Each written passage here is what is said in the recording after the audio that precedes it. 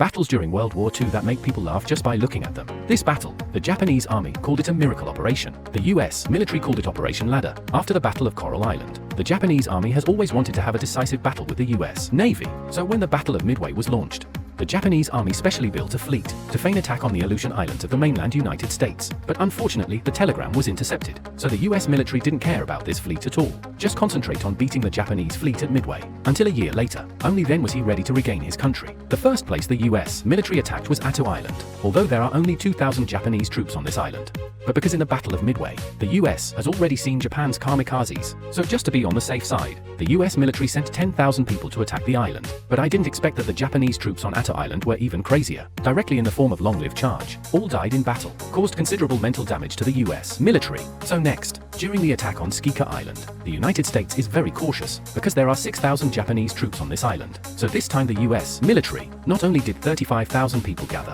hundreds of aircraft and warships were specially dispatched. They bombed Kiska for half a month, then logged in. But this time, they only suffered less than 200 casualties. I took this island. The reason is that long before the US military action, Japanese troops on this island, I had already evacuated during the heavy fog. Since there are no enemies, why are there still casualties?